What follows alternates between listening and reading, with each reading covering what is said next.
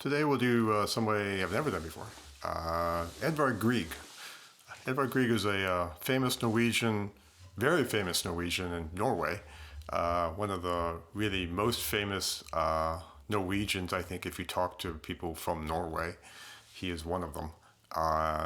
And he was born mid-19th century, died 1907, I think. So Romantic era composer and of the Romantic period.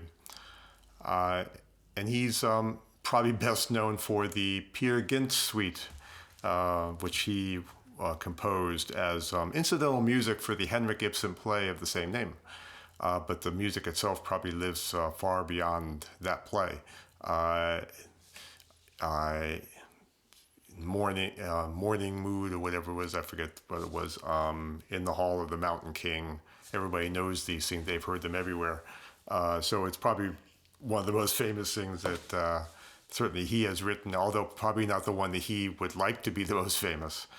I don't think he had much affection for some of the things he wrote for that. It was really just incidental music, really in the real sense of the word from his point of view, sort of to pay the bills to some degree.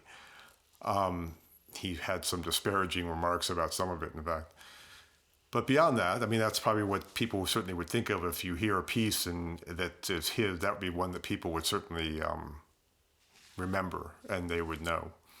The ones I'm going to play here are going to be short piano pieces that he composed, over, say, a 35-year period. And they were called lyric pieces.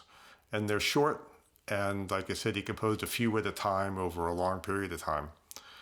And they're called lyric pieces because they are, in the true sense of the word lyric, as in lyricism, these are pieces that are meant to convey deep emotion or some kind of subjectivity and the like. So that the name really comes from that.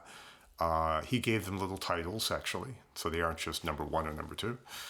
And he composed them all to be rather short and, in a sense, to the point. And very accessible from a player point of view as well. And these are also to some degree based on Norwegian folk songs, folk melodies that he gathered along the way. So he was very much in that kind of vein, using Norwegian folk music as an inspiration for some of his music and for the rhythms and the like and the various cultural dances and things like this. So that you can find that in his music as well. The two here that I'm going to play are called the album Leaf from, I think, Opus 12, and then it was the Opus 38 folk song. Those are the titles. And I think I found like one little quote of his which I thought was appropriate for him. When you listen to his music, it sort of conveys it sort of succinctly.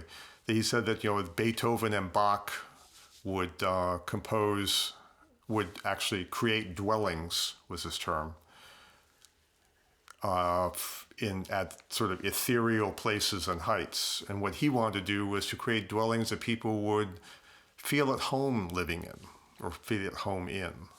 And to some degree, that's what you get from his music. It's not so much a lofty kind of thing, as was very common in the Romantic period, certainly towards the end of the 19th century. That was very much the goal of some of the big giants of the time, like Wagner, sort of this great art kind of thing. And he didn't want to do that. He wanted to create real dwellings in some sense, of that people would feel at home in, just places that they would go and they could be comfortable. And so that was, and to some degree, you get that from his music, and you get that from these pieces as well. So here we have Edvard Grieg, a clear collection of lyric pieces. I'll play some more probably as time goes on. But these two are album Leaf and folk song.